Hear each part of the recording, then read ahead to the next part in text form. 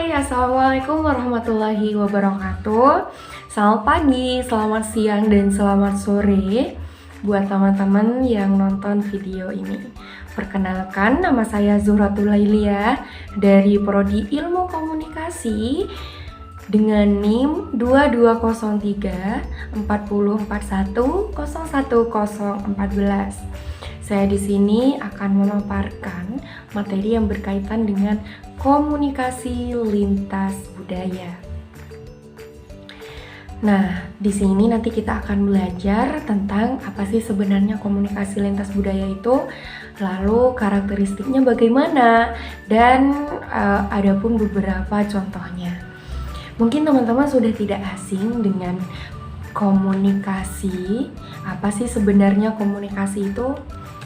Komunikasi adalah berupa pesan yang ingin disampaikan kepada khalayak umum melalui media tertentu dan mendapatkan feedback dari audiens seperti itu, atau feedback dari orang-orang yang melihatnya, entah itu berpengaruh atau dan lain sebagainya.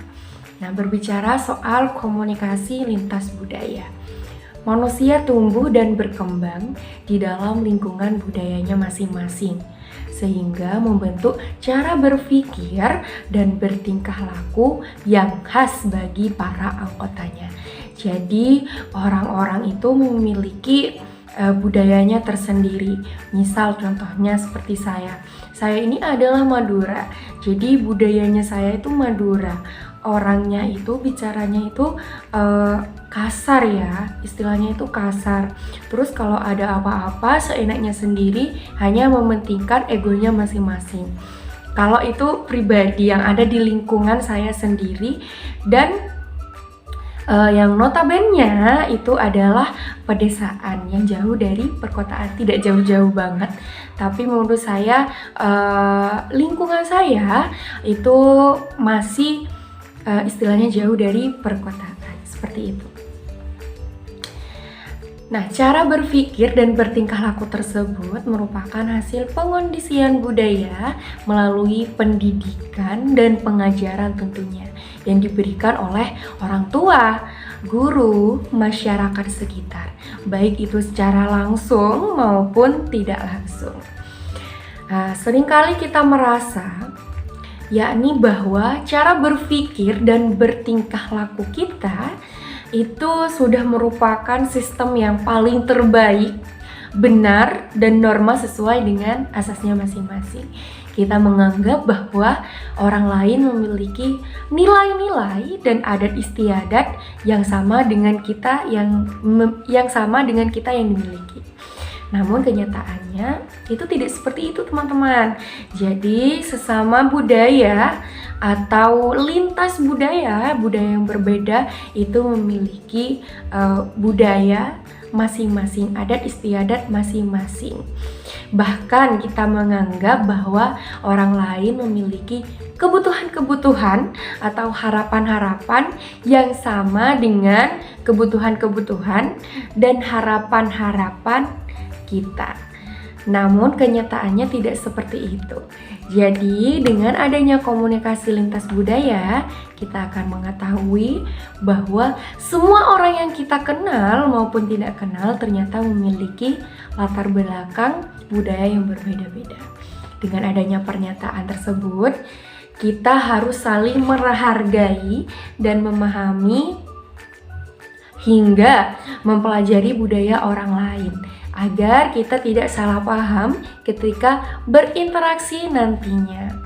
Terjadilah yang namanya toleransi terhadap sesama individu atau kelompok yang memiliki budaya yang berbeda tersebut. Nah, selanjutnya apa sih sebenarnya komunikasi lintas budaya itu? Di sini dijelaskan bahwasanya komunikasi lintas budaya adalah bidang studi komunikasi yang memandang bagaimana manusia yang berbeda latar belakang budaya tersebut berkomunikasi atau berinteraksi satu dengan yang lainnya. Jadi komunikasi lintas budaya merupakan komunikasi individu atau kelompok yang berasal dari budaya yang berbeda. Contohnya ini teman-teman, dalam bahasa Jawa, dalam budaya Jawa dan Madura, kita contohkan dalam bahasanya.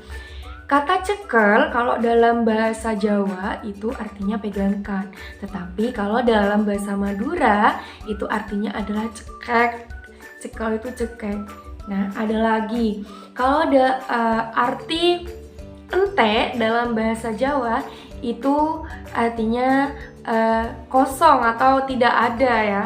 Kalau dalam bahasa Madura ente itu tunggu. Seperti itu salah satu contohnya teman-teman. Nah, jadi kita harus saling memahami atau mempelajari, itulah gunanya mempelajari dan manfaatnya mempelajari tentang komunikasi lintas budaya. Nantinya kita bisa belajar tentang budaya-budaya budaya orang lain agar kita misalnya nanti main di budayanya orang lain itu tidak salah paham dengan kalimatnya atau bahasanya. Selanjutnya kita akan membahas tentang karakteristik komunikasi lintas budaya. Terdapat beberapa macam karakteristik komunikasi lintas budaya. Yang pertama, ada 2 atau lebih kebudayaan yang terlibat dalam komunikasi. Nah, ini sudah pasti ya, karena kalau hanya ada satu, kita tidak bisa berinteraksi atau berkomunikasi. Ibaratkan kita secara individu itu berdiri dengan sendirinya dan ngomong sendiri. Itu bukan termasuk dalam komunikasi lintas budaya. Tetapi kalau komunikasi lintas budaya itu terdiri dari 2 atau lebih kebudayaan yang berbeda. Yang selanjutnya adalah ada jalan atau tujuan yang sama yang akhirnya menciptakan komunikasi itu. Yang ketiga, komunikasi lintas budaya menghasilkan keuntungan dan kerugian di antara 2 budaya atau lebih yang terlibat. Yang selanjutnya, tidak semua komunikasi lintas budaya menghasilkan feedback yang dimaksud. Hal ini tergantung kepada penafsiran dan penerimaan dari sebuah kebudayaan terlibat, mau atau tidaknya dipengaruhi. Nah, jadi teman-teman, tidak semuanya ketika kita sudah benar-benar memahami budaya mereka masing-masing atau budaya yang berbeda, kita paham semua atau apa yang mereka sampaikan kepada kita itu kita paham. Itu tidak semuanya teman-teman ya. Dan yang terakhir, bila 2 kebudayaan melebur karena pengaruh komunikasi yang dijalin, maka akan menghasilkan kebudayaan baru, dan inilah yang disebut akulturasi. Itulah materi yang dapat saya sampaikan. Jadi kesimpulannya adalah kita harus saling menghargai atau toleransi terhadap budaya orang lain. Kita harus saling memahami dan tidak boleh saling acuh tak acuh atau menghina satu sama lainnya. Itulah pentingnya dalam mempelajari tentang komunikasi lintas budaya. Terima kasih, next video akan saya lanjut nanti. Bye bye. Wassalamualaikum warahmatullahi wabarakatuh.